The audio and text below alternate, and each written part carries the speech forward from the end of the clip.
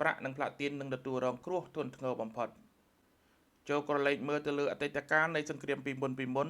ដែលបណ្ដាលឲ្យតម្លៃប្រេងបានហក់ឡើងខ្លាំងបង្ហាញថាពួកវាមានផលប៉ះពាល់កម្រិតទាបប៉ុណ្ណោះទៅលើទិសដៅលោហៈធាតុមានតម្លៃក៏ប៉ុន្តែនៅពេលដែលសង្គ្រាមនិងការរំខានដល់តម្លៃប្រេងទាំងនោះបណ្ដាលឲ្យមានវិបត្តិសេដ្ឋកិច្ច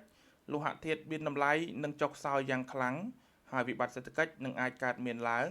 នេះបើយោងទៅតាមអ្នកវិភាគលោហៈធាតុមានតម្លៃរបស់ក្រុមហ៊ុន Harriers ក្រុមអ្នកវិភាគបានសរសេរថា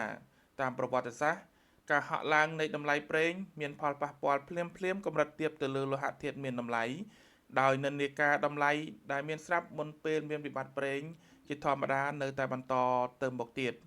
ទោះជាយ៉ាងណាក៏ដោយផលប៉ះពាល់ទៅលើសេដ្ឋកិច្ចកាន់តែទូលំទូលាយអាចជះឥទ្ធិពលទៅដល់លោហៈមានតម្លៃនេះ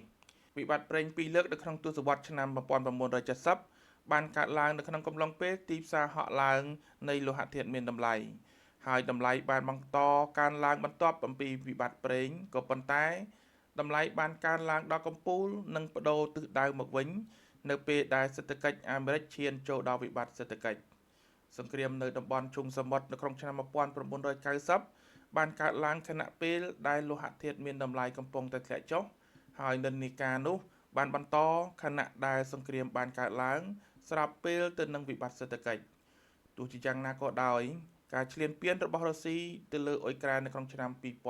2022និងសង្គ្រាមនៅអ៊ីរ៉ាក់ក្នុងឆ្នាំ2003ទាំងពីរនេះ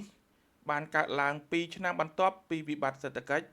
ហើយសេដ្ឋកិច្ចទូទៅនៅតែរឹងមាំដូច្នេះការហក់ឡើងនៃតម្លៃប្រេងមិនត្រូវបានបន្តដោយវិបត្តិសេដ្ឋកិច្ចនោះទេអ្នកវិភាគបាននិយាយថាវិបត្តិសេដ្ឋកិច្ចនឹងជះឥទ្ធិពលអវិជ្ជមានទៅដល់តម្លៃក្រុមលោហៈផ្លាទីននិងតម្លៃប្រាក់ច្រើនជាងមាសដោយសារតែការប្រើប្រាស់នៅក្នុងឧស្សាហកម្មរបស់ពួកវាមានកម្រិតខ្ពស់